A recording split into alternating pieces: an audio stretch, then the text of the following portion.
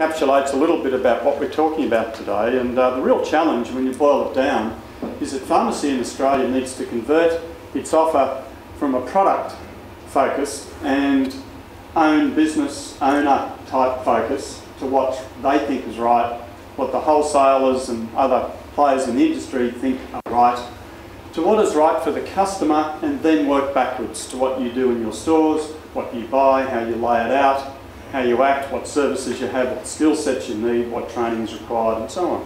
So first of all, get the position right, whether you're going to be cheapest or easiest or biggest or hottest or whatever. But the whole idea is to look at the basic elements, and these are all set out in Will and Neil's book, that gives you the basic things to focus on that you can then build your own store strategies around. Once you've got that right, you need to then focus on some of the key areas. Now, I call it a revolution that we need in this industry. It's not evolution. We don't have time for an evolution anymore. The Guild keeps buying its time, and as an industry generally, we don't use it. We need to do more with the time that the Guild is giving us. I think they'll keep the regulation away, the deregulation away I should say, for some time to come, but it's how much you're going to get paid and how you compete in your pharmacy, in your market, for those customers in that target area.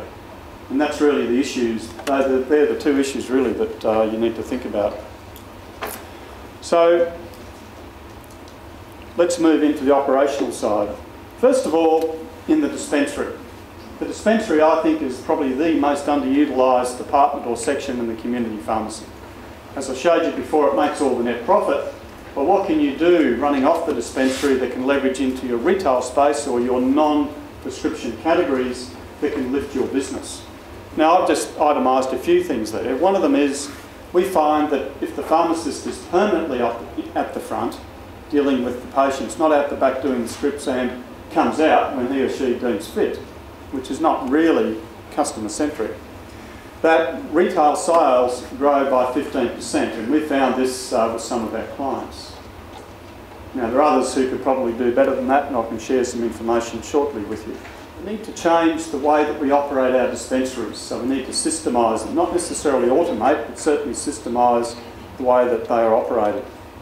We also need to have the merchandise nearby that's relevant to certain need states of the patients who come in to have their prescriptions filled. Obviously fish oil is an example, CoQ10 is another one. The schedules. We need to do more with the schedules. That set of numbers I gave you this morning about the net margin losses on all those categories compared with the net margin profits on the schedules.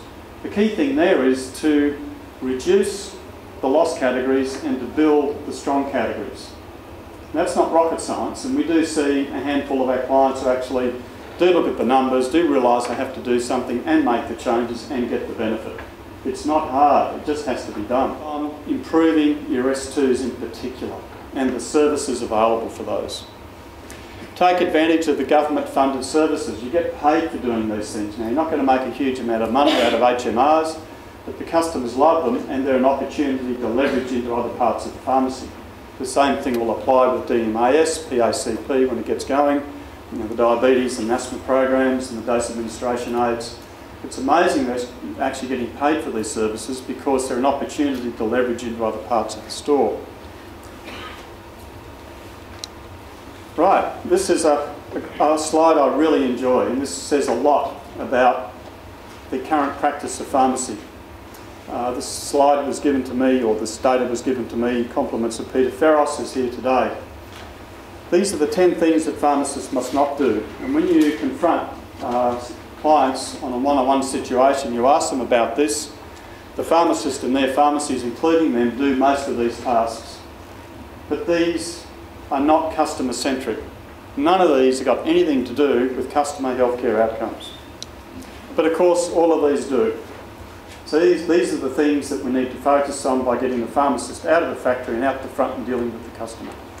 This is a quote I've been busting to use for about 12 months. And I finally, I think, found a way I could probably use it. Now, some of you won't like it because what it actually says is medicine does not give health, it only removes ill health. So what part of healthcare are we really in?